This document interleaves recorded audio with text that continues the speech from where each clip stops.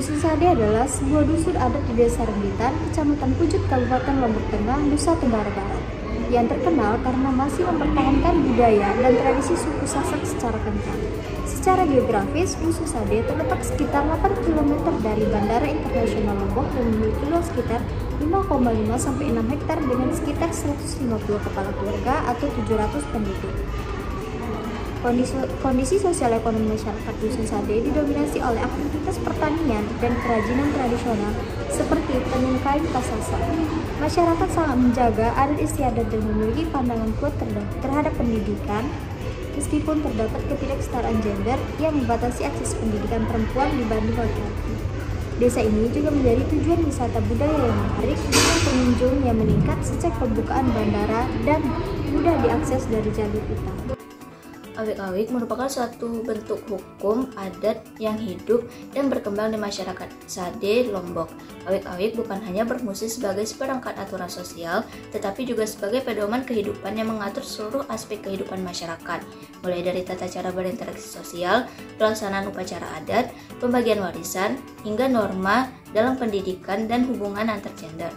Fungsinya sangat penting dalam menjaga keharmonisan, ketertiban, dan kelestarian nilai-nilai budaya masyarakat Sade, sekaligus memperkuat identitas dan perubahan sosial.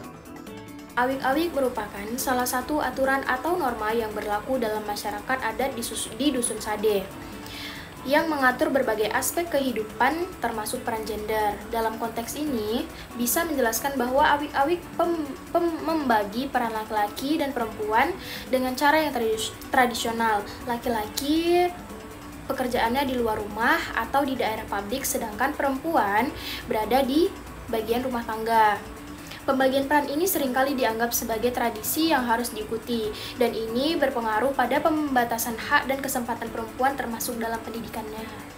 Di banyak komunitas adat, termasuk di Dusun Sade, ada pandangan yang menganggap pendidikan sebagai hal yang lebih penting bagi laki-laki daripada perempuan.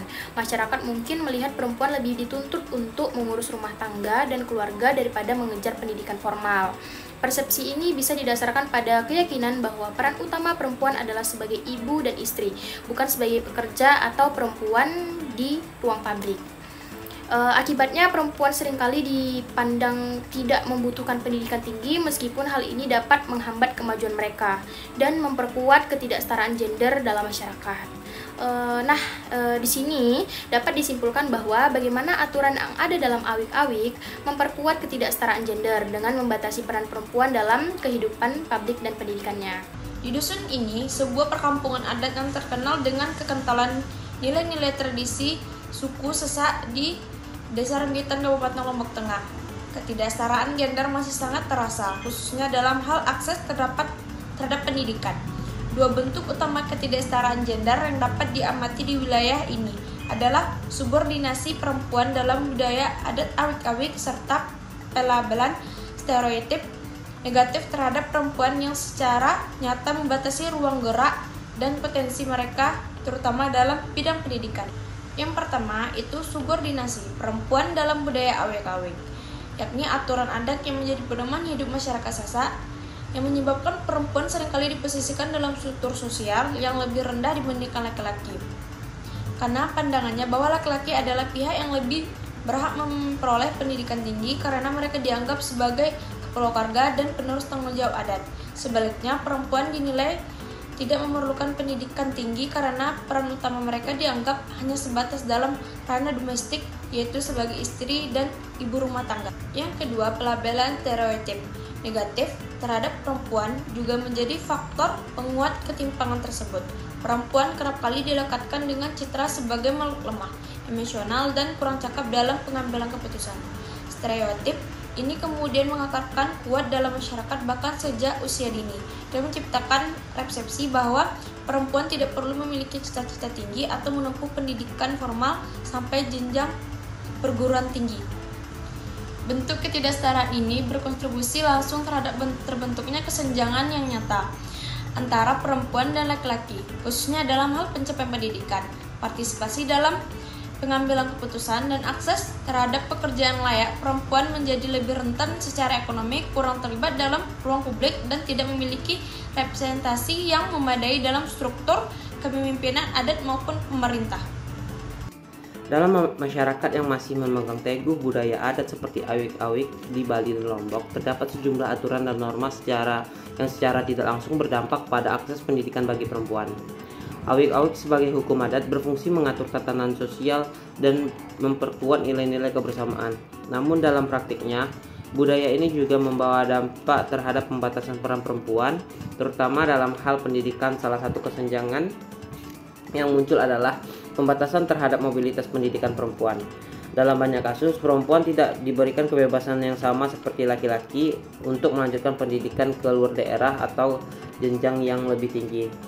Kekhawatiran terhadap keamanan moral perempuan serta pandangan bahwa perempuan seharusnya berperan di ranah domestik menjadi alasan utama di balik pembatasan ini.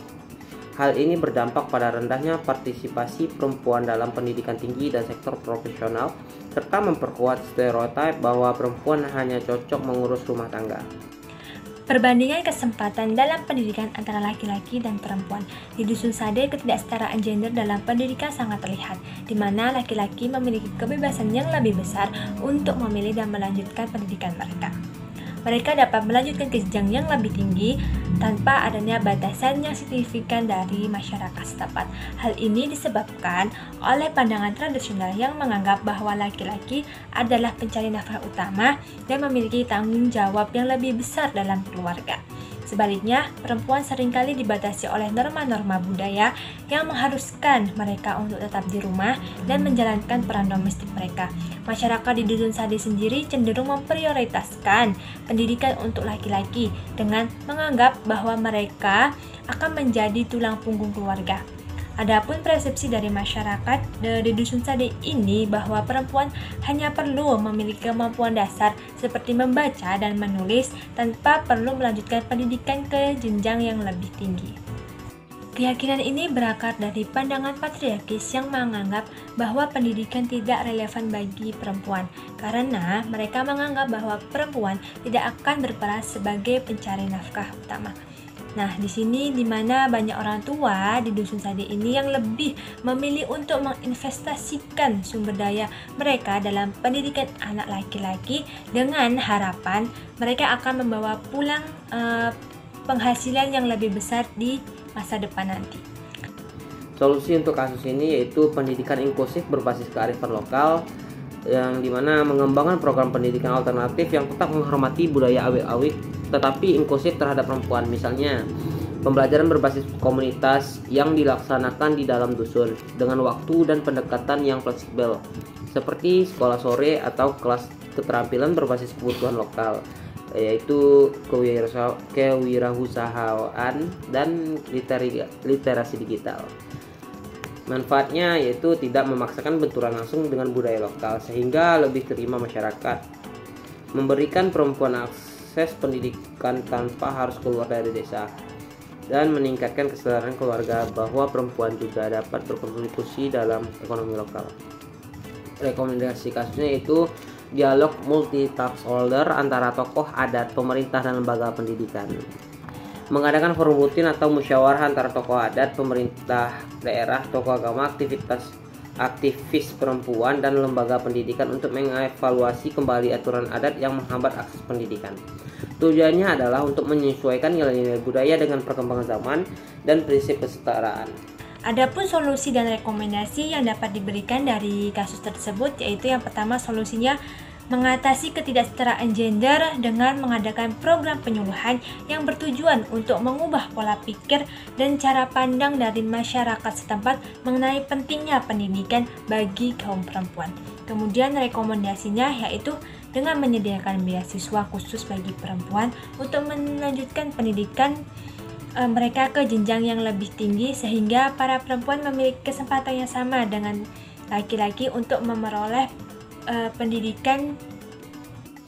Pemerintah dan tokoh adat disarankan menyelenggarakan edukasi kesetaraan gender melalui kegiatan lokal seperti forum masyarakat atau pelatihan PKK.